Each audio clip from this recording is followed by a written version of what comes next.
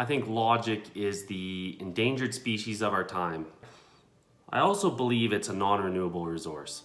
So with that in mind, I'd like to just kind of go over some things. Now in the past, I've kind of went over some stuff and exposed different organizations and kind of showed the intentions of what they want to do. For example, the responsible grain thing, you can see that. We can see Agenda 2030, those kinds of things. Where it kind of seems to stop is the solutions for it. And so, because what they essentially do is they propose an idea that's absolutely ridiculous, and you catch them lying all the time, but it's never stopped. All they do is they go, oh, we got caught, and then they just start the process over again.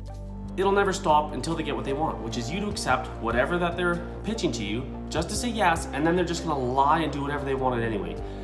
They just want people on board, and then when people are like, I knew we should have never done that, it's way too late. It's all built on a foundation of lies, all of these organizations. But if we can just realize their true intent, what you need to do is, like, when you approach things from these people, you need to do it in like a logical and a reasonable manner and kind of figure out what is the purpose of that and what is the value added to me. So with that in mind, I think if you start dissecting these kinds of things, you can kind of figure out what everybody's intentions are. So you kind of have to start down the path of some very basic life things, I think anyway. And this might not apply to you or whatever, it doesn't matter. But how I kind of see the whole thing, this whole system that we are kind of forced to play in this game, is that everything either has a value or it takes value away. There's not really a neutral value at all. So it's a binary system of ones and zeros. You're either creating value or you're losing value. So every day you age, if you don't do anything, you're losing value there. Now, to fight against aging, what you do is you work out and you eat correctly. So that's a positive. So if you can kind of stay ahead of aging, that ends up being more positive. But in the end, it's negative because you have to die. So that's an easy one, I guess, to use as an example. If you're making, say, bread, you have the ingredients of wheat, flour, sugar, water, yeast, salt. So you have all those ingredients. You have to put them a particular amount in a particular order, mix them, and put them in the oven at a certain temperature, and then out of it you get bread. So that's kind of the logic. If your bread doesn't rise, it's usually a salt to yeast ratio that might be fixed, or the order of ingredients. Anyway, you can go back and kind of work through it and correct the problem moving forward. The people that, that everybody seems to be up against here, what they do is they throw everything into the same bowl, they whip it into a microwave, and then instead of going, how do I fix the bread? They go, well, I guess I'll just make cookies. The bread's not working. There's just no logic or reasoning behind it. But the problem is when they continually throw illogical scenarios at you, and you reason yourself through it and say no, they don't. All they do is just pitch a different way to just convince you that, oh, this is better, but it's not. So taking in mind that something either has to create value or it loses value. In terms of bread, what you get is you get the ability to combine ingredients, you learn a skill how to bake and feed yourself. And the loss in that time, the negative on that, not net negative, the negative on that is that it takes time, which is your own commodity that you own, and as well as some money to buy the goods. In the end, it's fairly quick and easy to do, but you create food that usually tastes pretty good. So it would be a net positive because you need that. You can place value on different parts of your life, basically what's important to you. So you can place your family, above like your cat. You're gonna take your family on a holiday, not your cat, and leave your family at home. So your family clearly has more value than your cat. There's a hierarchy that you apply to everything in your life. Now, let's quickly go over trading and bartering and what it is. Say I work for an apple farmer and I'm gonna help him harvest, pick apples, do whatever. So say I work all week and he goes to me, he goes, okay, I gotta pay you for the week. I wanna pay you in apples. So he goes, I'm gonna give you 140 apples. Well, to me, that doesn't make any sense. I don't want apples. Because even though I could use an apple, I can't eat all those apples all the time. Some of them will die off. Now, to get paid for these apples, I've traded my time, which is my own commodity, my skills, I've used my time to acquire, and in doing so, I get compensated for helping. Now the compensation from this guy is gonna be apples, which I don't want, because if I have that full resource, it loses its value over time, but my work never did. So what you need is something that can be traded simply, that's not hard to carry around, that holds a value for that trade, the trade that I made with that person for the harvest. So if I get some kind of plastic bill or something like that, or paper bill that everybody agrees to give value to, then that is something that can replace that. That's a technology. That technology I can use to barter, essentially, because I can't barter. I don't have the network to move 140 apples for stuff I want right now, because I'm racing against the rot of the apples. Instead, I have this stored work as money that I can use, that everybody agrees has a value, that we can go and use all the way around. Now, whatever you want to have value, as long as it's agreed upon, it will have that value.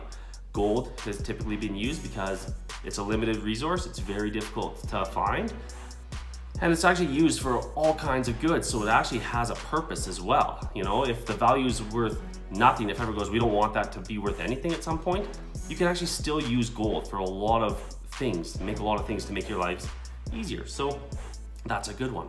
But if everybody agrees upon something kind of imaginary, well then, as long as everybody agrees for this imaginary currency, that's the only way it'll hold value, is if everybody still agrees that it has something. So in limited supply.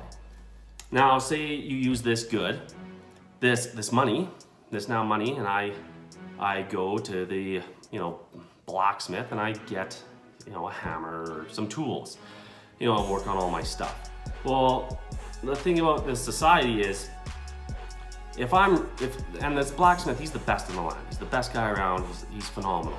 But so when you have somebody like that, what you want to do is, you don't want that blacksmith going and repairing his house and growing a farm and tending to chickens and doing the roads and doing all these things and making clothes. They've honed a skill that's so valuable to your community that that person focuses on that. You would trade with that person harvesting for the thing, and then he could go to the apple farmer and he could buy an apple in exchange, because the apple farmer is producing way more apples because he's really good at it, and this blacksmith is producing the best materials that help the whole community.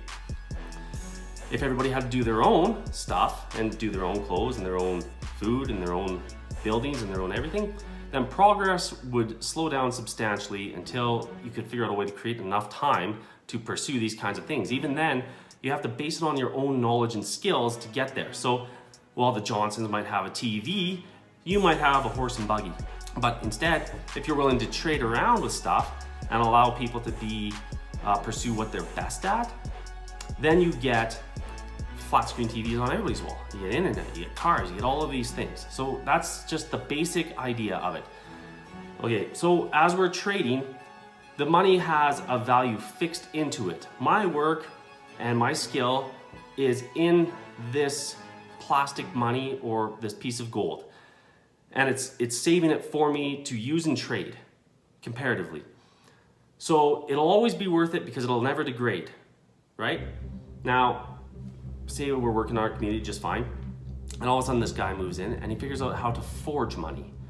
Well, okay, what he does is he finds that it's easier use of his time to not provide any skills for the community and provide nothing for anybody else, but rather, cheat the system. So he forges this money. He hires all the trades and all the people to build him the biggest house he could possibly get, and a huge guest house and boats and whatever else, but he's just forging the money. So when this brand new money goes into the system, there's a bunch more.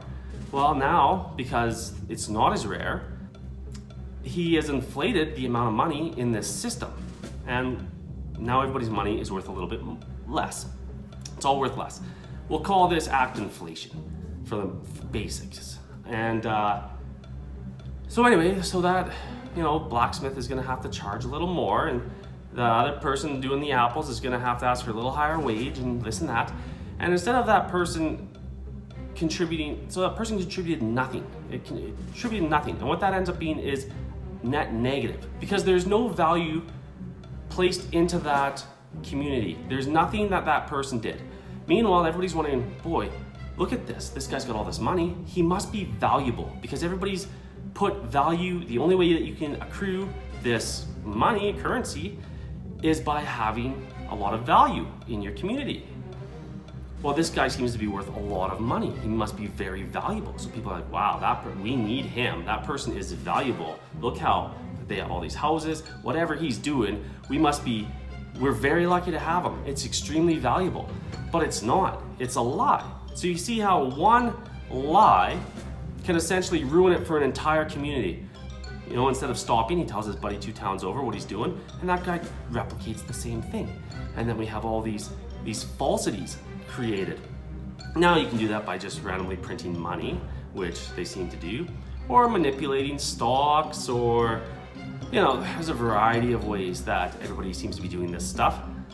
In modern times, you put in laws to stop it, but typically the people with all the money are the ones creating the laws anyway. So the system has a negative value, almost like a debt built into the system.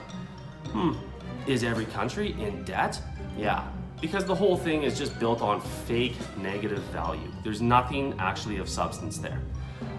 All right, so kind of understanding how trading should work, you go, okay, well, why is this kind of important to know? Is because if you are going to, the people that have all this money, you know, that and then receive all this praise, they get this kind of, they seem to always get this kind of hunt for power and control and more and more and more, and this thing festers in them, and whatever it is, it seems to grow. So, you know, they seem to want to attain more all the time. Now, the best way to kind of control a population is, as I explained earlier, if everybody had to do